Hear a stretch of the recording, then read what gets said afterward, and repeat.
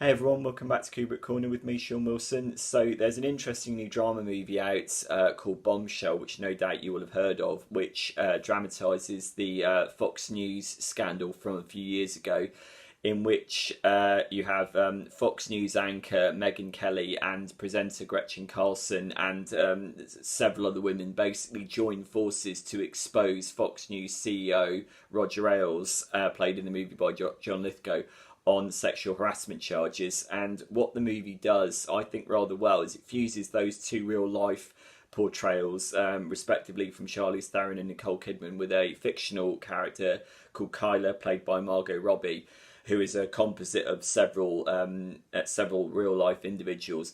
And it basically takes a very, very timely and I think very urgent and understandably distressing but also empowering look at issues that continue to preoccupy us in the modern age. I mean, at the risk of not wishing to sound patronising, but the movie does a really really good job of basically getting the audience to throw their hands up in the air and go, really, this is really still going on. I mean, it's a really quite remarkably shocking expose of male chauvinism and misogyny, and indeed far worse. Although the movie has been kind of criticised for inaccuracies in some areas. I've mentioned that Robbie's character is indeed made up, although in real life Megyn Kelly has actually come out and has said, despite some discrepancies, the film actually does a very good job of dramatising what actually went down at Fox News. And Charlize Theron has come out and said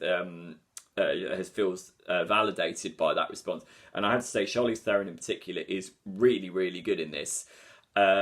She's augmented with very very subtle makeup from the makeup team behind Gary Oldman's transformation into Winston Churchill in The Darkest Hour, and it's kind of one of those almost discombobulating experiences. The makeup is so subtle, it obviously so noticeable at the same time, that you're kind of aware that you're being engaged by Theron's sort of usual steely resolve, yet at the same time you are kind of getting sucked into the transformative nature of this character. You're both aware it's the actor and you kind of not aware it's the actor at the same time. It's a fantastic example of how makeup can be used to augment a performance, but obviously I don't want to make the conversation entirely about that. It works because Theron is a really really good actress. I mean, she has that she brings a reflection of that tenacity and drive to Megyn Kelly's quest for justice, although she's not initially on the front foot in this. It's Gretchen Carlson, Nicole Kidman's character, who initially wants to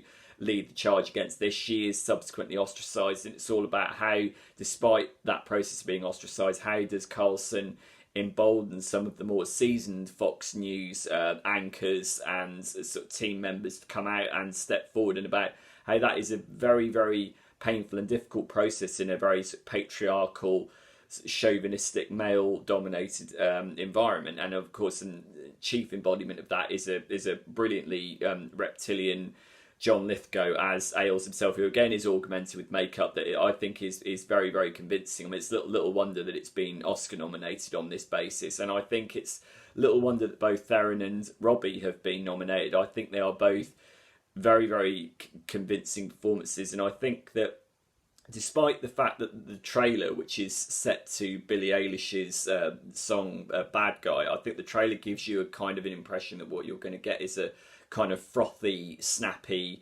kind of Big Short style movie. It is indeed from the writer of The Big Short, Charles Randolph, but I think given the nature of the subject matter, this is kind of more distressing on a personal level. It's about how people's own sense of dignity is attacked by a sort of male figure who can basically lord it over them, who has the right to listen on their phones, who has a hotline to the news desk, and can basically spy on all of the news that is going out, and can sort of really adjust everything to his whim. The movie is understandably an often quite very deliberately uncomfortable reflection of how we in society have managed to get ourselves into this kind of situations, and the bravery of these women in order to speak out against this.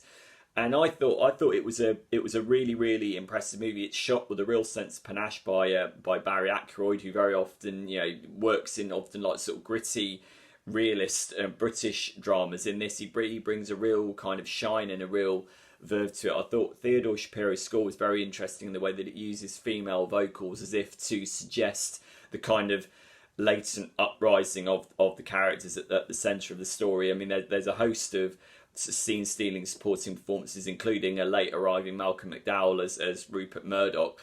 I thought it was actually a very, very impressive film. You can't get more timely, and I think that anyone who wants to engage with this story is encouraged to do so. I must admit, I was only vaguely aware of this going on, despite the fact this was all playing out 3 to 4 years ago. I was only familiar with the very basics of it, and I think, despite the fact, as I've said, that it clearly takes some liberties with the truth, it's a very, very important film, and I think it dramatises its story very well. I think it only trips up maybe towards the end, particularly with Margot Robbie's character, which I think that, by virtue of the fact that her character is already a fictional construct, I think the movie ends up using her character to basically to force a kind of moral sermon on the story and to wrap it up in a kind of neat Hollywood bow, which frankly I don't think it deserves. I mean, we're clearly not dealing with subject matter that is neatly tied off. I mean, even in the years since this real life scandal broke out, we are still having these conversations, and I think it's maybe a mistake in the movie to